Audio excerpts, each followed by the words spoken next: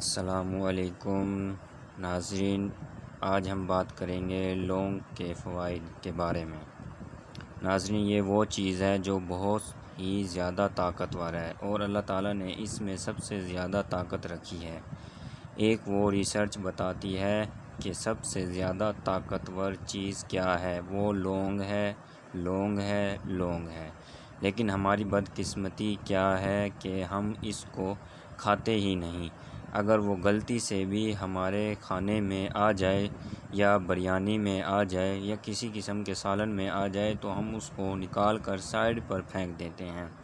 ناظرین، یہ چھوٹا سا لونگ، اس میں کاربوہائیڈریٹس، پروٹین، فیٹس، وٹامن بھی ہیں۔ ناظرین، اللہ تعالیٰ نے اس میں ہر قسم کی طاقت رکھی ہے۔ لونگ میں جراثیم کش خواص شامل ہیں اور اپنے اندر تازگی کی خصوصیات رکھتا ہے۔ اس کے استعمال سے خارش، سرخ بادہ وغیرہ افاقہ ہوتا ہے۔ آج کل اس کا استعمال طبی کریموں اور پیکس میں ہوتا ہے۔ دانتوں کے لیے فائدہ مند ہے اور سانس میں تر و تازگی پیدا کرتا ہے۔ خواتین کھانے پکانے میں خوشبو اور ذائقے کے لیے لونگ کا استعمال کرتی ہیں۔ حکمہ کے مطابق دانت میں درد کی صورت میں لونگ کا استعمال بہترین ہے۔ یہی وجہ ہے کہ بہت سی بیماریوں کے علاج کے لیے زمانہ قدیم سے استعمال کیا جا رہا ہے۔ کھانوں میں اس کا مسلسل استعمال بالوں کو سیاہ خوبصورت بناتا ہے۔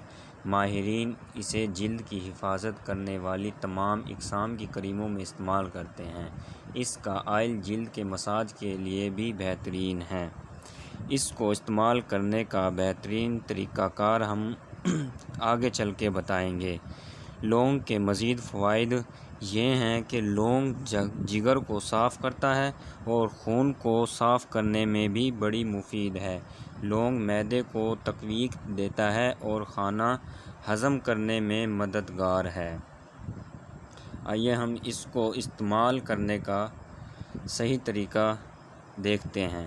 اس کو استعمال کرنے کا بہترین سے بہترین طریقہ یہی ہے کہ اس کو رات کو ایک قہوہ کپ بنا کر اس میں اس کو ڈال کر پکائیں۔ ایک قہوہ کپ جب تیار ہو جائے تو اس کو آہستہ آہستہ پی لیں۔